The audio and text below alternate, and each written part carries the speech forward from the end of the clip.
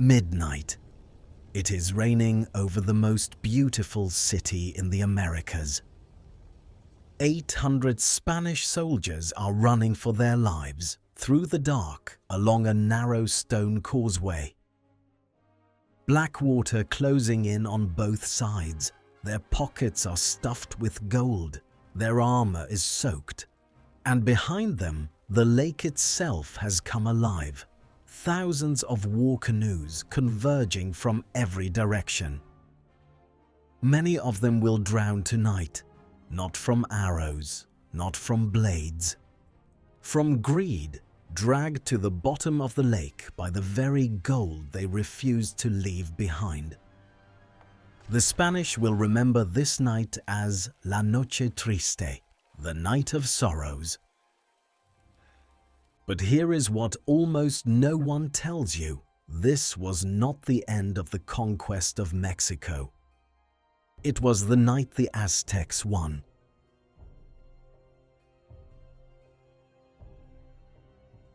So, how does an empire of millions, an empire that crushed its invaders and threw them into a lake, collapse completely just 1 year later? The answer is not what you think. And it did not arrive on a Spanish ship. This is the story of Tenochtitlan, the impossible city, and the 2 years that erased a world.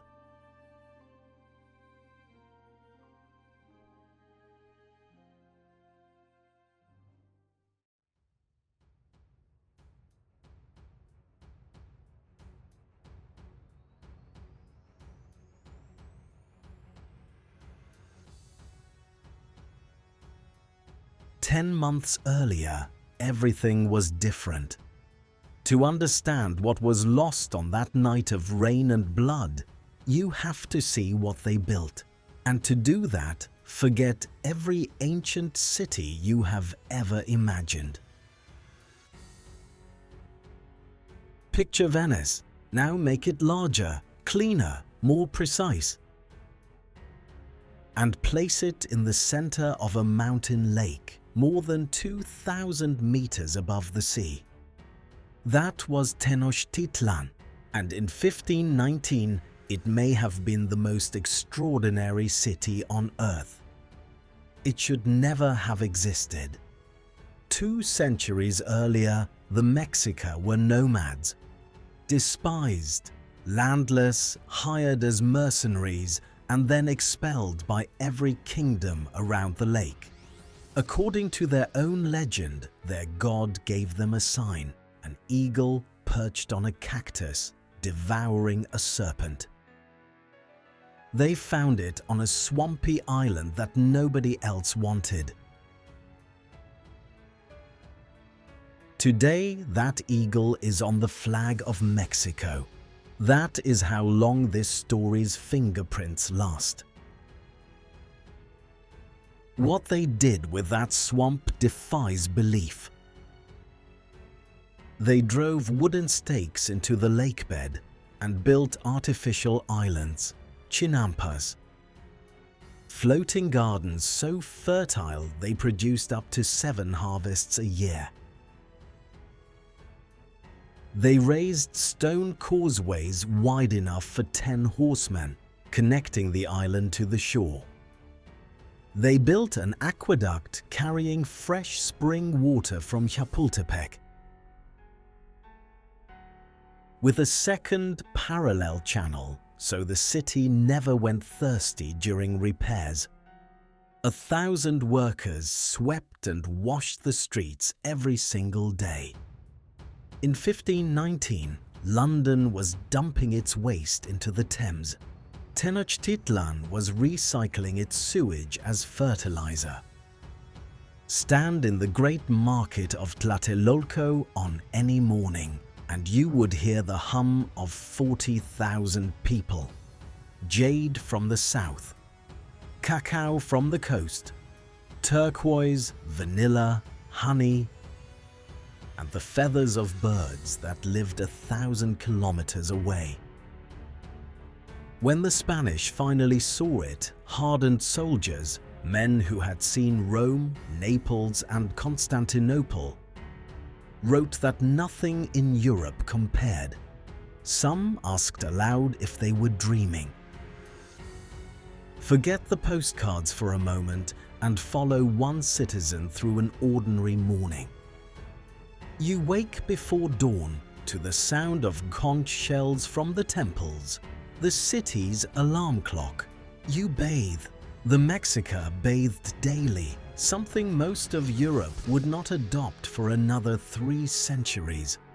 Your children walk to school because in this empire education was mandatory for every child. Boys and girls, nobles and commoners alike.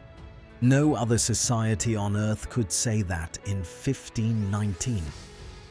Then you step into a canoe and you commute to work, through streets made of water, under bridges, past floating gardens heavy with flowers. 250,000 people called this city home. More than London, more than Seville, more than almost any city in the Europe that was coming for it. But all of this, the gardens, the gold, the impossible beauty, was built on something darker. Because Tenochtitlan was not just a city, it was the capital of an empire that ruled through fear. And fear, as the Mexica were about to learn, is a debt the universe always collects.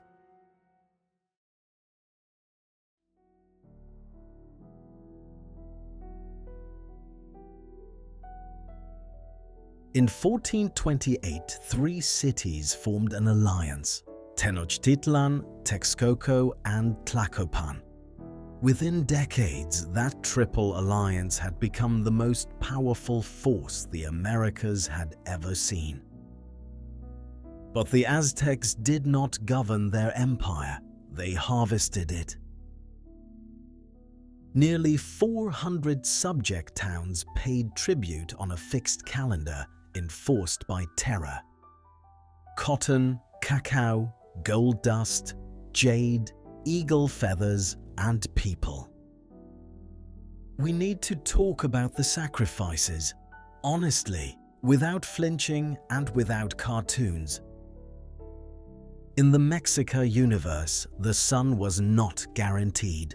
It had been born from a god's self-sacrifice, and it had to be fed with the most precious substance in existence, human blood. To them, this was not cruelty. It was cosmic maintenance, the way you keep the universe from ending. How many died? The Spanish claimed tens of thousands every year, numbers most historians now read as war propaganda. The real figure is lower, but it is not small. And for the conquered towns that supplied the victims, the terror was very, very real. Because here is what the postcards of empire never show you.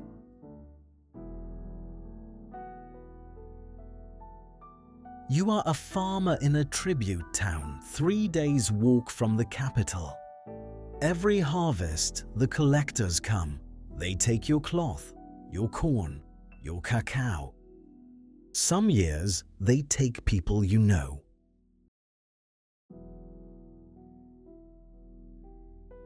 You do not love this empire, you fear it, and fear is loyalty with an expiration date. And one nation never submitted at all. Tlaxcala, a fierce republic just east of the valley, surrounded, embargoed, and bled by decades of ritual war. But never conquered. The Aztecs could have crushed it. They chose not to. They kept it alive as a hunting ground for warriors and sacrificial captives, a training camp for their own elite. Remember that name, Tlaxcala, because the empire's greatest mistake was not failing to defeat its oldest enemy. It was teaching that enemy for 100 years exactly how much to hate them.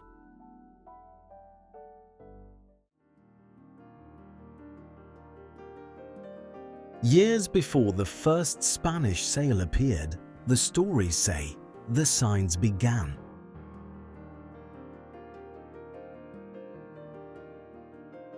A column of fire in the night sky, a temple that burned with no cause, the lake boiling without wind, a woman's voice weeping in the dark. My children, where will I take you? 8 omens in total, recorded after the conquest by survivors trying to make sense of an apocalypse. Maybe they were real. Maybe memory rewrote the past to make the ending feel inevitable. Either way, in 1519, the future arrived anyway. It arrived on 11 ships. Hernán Cortés was not yet a conquistador. He was a 34-year-old lawyer's son from a poor corner of Spain. Ambitious, charming, in debt, and sailing in direct defiance of his own governor's orders. He landed on the coast of Veracruz with around 500 men, 16 horses, a handful of cannons, and no permission to exist. So he made retreat impossible. He ordered his own fleet stripped and sunk. For his men, there was now exactly one way home, forward through an empire of millions. But the most dangerous weapon Cortés acquired was not a cannon. It was a 20-year-old enslaved woman. Her name was Malintzin, La Malinche. Sold away by her own family, she spoke both Maya and Nahuatl. She learned Spanish in months. Through her, Cortés could do what no invader in American history had ever done: negotiate, manipulate, and divide in the empire's own language. 500 years later, Mexico still argues about her. Traitor, victim, survivor. Mother of a new people, perhaps all of it at once. The march inland was almost the end of the story. Tlaxcala, that unconquered republic, threw everything at the strangers. Tens of thousands of warriors in waves for 2 brutal weeks. The Spanish survived by inches, and then Tlaxcala's leaders did the math that would change a continent. These strangers are dangerous, the Aztecs are hated, why not aim one at the other? The deadliest alliance in the history of the Americas was not signed in Madrid, it was signed in Tlaxcala. On the road to the capital lay Cholula, a sacred city of pilgrims loyal to the Aztecs, with a pyramid larger at its base than anything in Egypt. There, the Spanish were warned of an ambush, real or invented by their Tlaxcalan allies who hated Cholula. Historians still argue. Cortés did not wait to find out.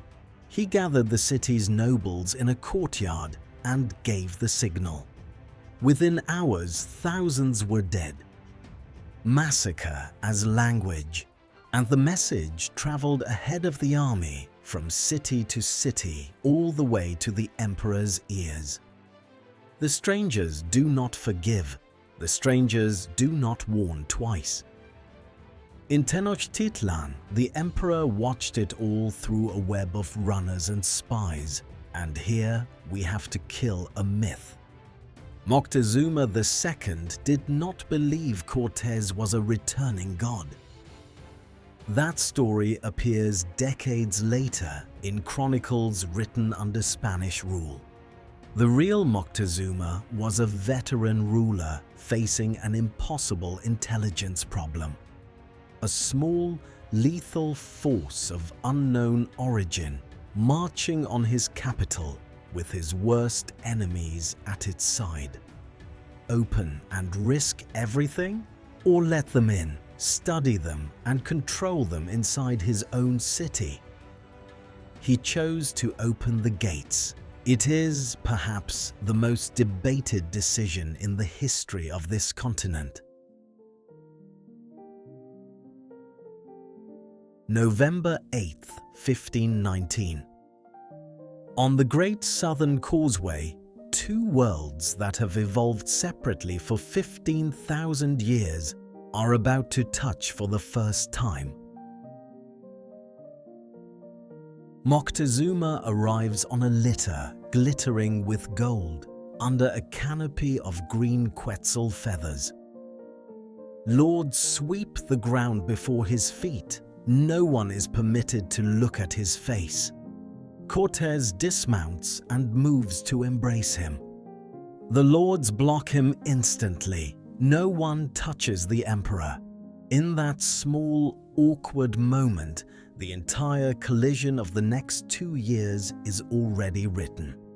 For a week, the Spanish are honored guests in a palace. They eat like kings. They see the treasure rooms. And they slowly realize they are 500 men inside a city of canals, a trap with one exit. So Cortés does something almost insane in its boldness. He walks into the emperor's chambers with 30 men and, politely, smilingly, takes the most powerful man in the Americas hostage in his own palace. For 6 months, Moctezuma rules as a puppet. The empire watches its living god. Obey. And every day he obeys, something in the city curdles. Fear becomes confusion. Confusion becomes rage. In the spring of 1520, Cortés is forced to leave. Another Spanish force has landed on the coast, sent to arrest him. He marches off to fight his own countrymen and wins. But behind him, he leaves the worst possible man in charge. Pedro de Alvarado, brave, golden-haired and brutal. During the festival of Tlaxcala, the flower of Aztec nobility dances unarmed in the sacred precinct. Alvarado seals the exits. What follows is not a battle, it is a slaughter. Drummers with their hands severed, dancers cut down in their feathers and gold. The city's elite butchered in a single afternoon. And Tenochtitlan, every district, every family, every soul rises. Cortés fights his way back into a city that has become a furnace. The Spanish are besieged inside their palace, starving. In desperation, they push Moctezuma onto the roof to calm his people. His people answer with stones. Days later, the emperor is dead, killed by the crowd, say the Spanish, murdered by his captors, say the Aztec accounts. 5 centuries later, we still do not know. And now, you know exactly how we arrived at that rainy midnight from the beginning. 800 men running for the causeway, drowning under the weight of stolen gold. La Noche Triste. The Aztecs had done it. The invaders were broken, bleeding, gone. The war was over. It should have been over, because while the warriors of Tenochtitlan celebrated, something was already moving through the city's bloodstream. Something no obsidian blade could touch. One of the soldiers from that second Spanish expedition had carried smallpox. and in the Americas, no immune system had ever met it. Through the autumn of 1520, the epidemic burned across the valley, killing, by some estimates, 4 in every 10 people in central Mexico. It killed farmers, it killed warriors, and it killed Cuitlahuac, the brilliant new emperor who had just driven out the Spanish after only 80 days on the throne. The Aztecs won the battle of the Night of Sorrows. The virus made sure they would never win another.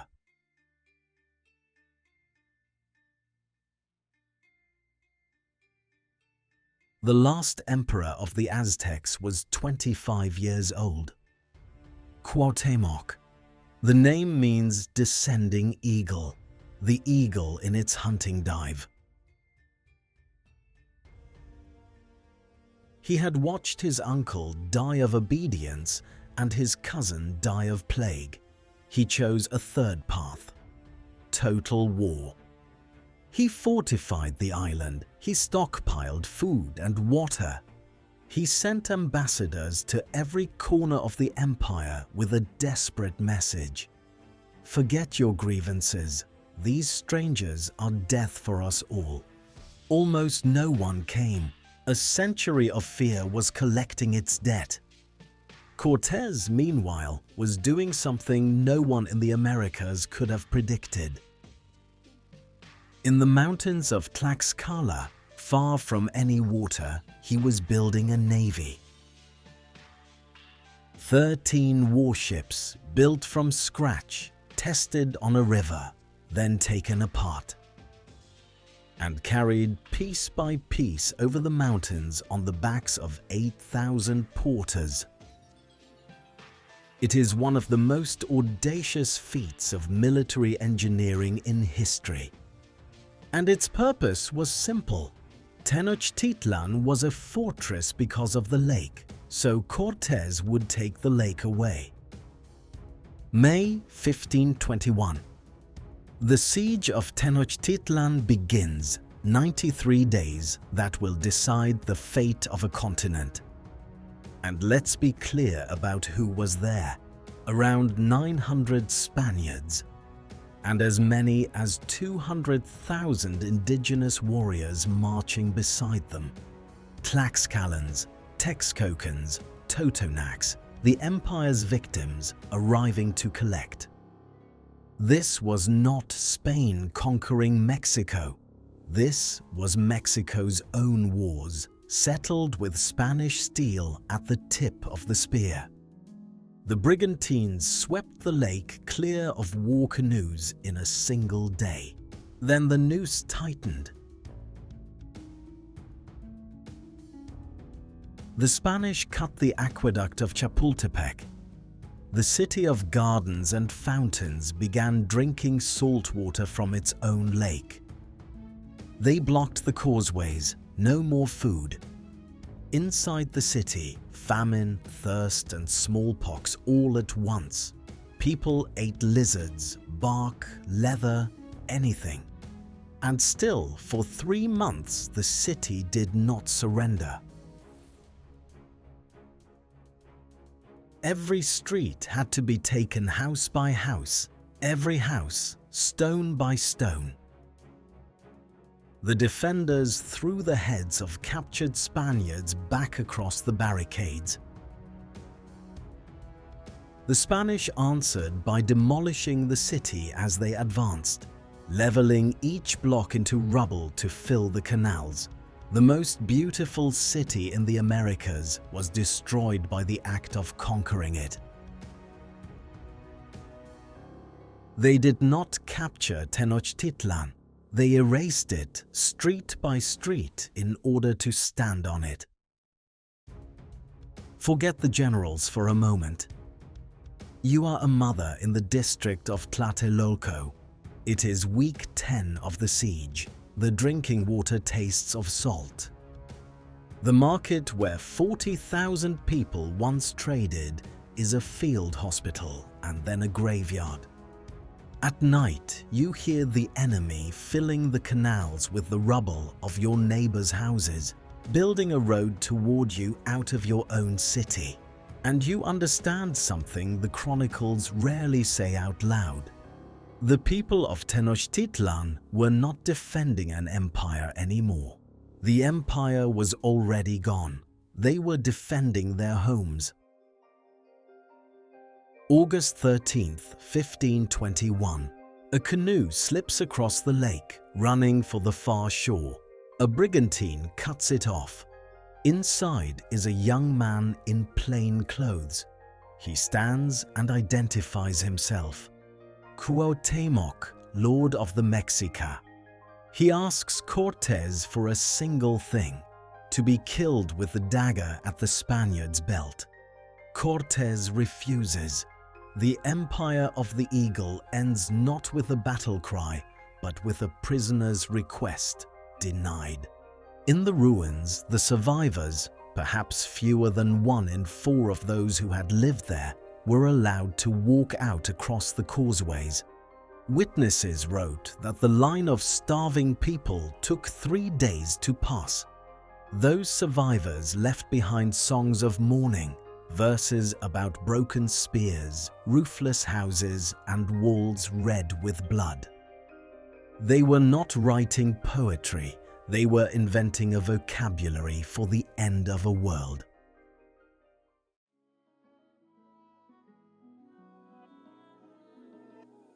Here is the part of the story no one expects. Tenochtitlan never actually disappeared. Cortés built his new capital directly on top of the ruins. Same island, same streets, same sacred center. The Cathedral of Mexico City stands on the stones of the Templo Mayor, literally. Among its foundations lie carved Aztec gods face down in the earth. In 1978, electrical workers digging a trench downtown struck a carved stone disc 3 meters wide. The goddess Coyolxauhqui lying exactly where she had lain since before Columbus. The empire was still there, 8 meters down. The lake is gone, drained over the centuries. 20 million people now live in the valley, and the city slowly sinks into the soft bed of the water that once defended it. But listen to the city speak. More than 1.5 million people in Mexico still speak Nahuatl, the language of the Aztecs. And so do you. Tomato, avocado, chili, coyote, chocolate. Every one of those words crossed the ocean from the markets of Tenochtitlan. The empire fell in 2 years. The fall took an alliance of enemies, a hostage emperor, a navy carried over mountains, and a virus no one could see. But empires and peoples are not the same thing. The empire died in 1521. The people never did. Stand in the Zócalo of Mexico City today, one of the largest public squares on earth. And you are standing precisely where Moctezuma met Cortés. History doesn't repeat itself, but it leaves fingerprints, and Tenochtitlan left them everywhere, under the cathedral, on the flag, and inside the words you speak every day. Every time you say chocolate, you are speaking the language of the eagle. The city fell. Its voice never did.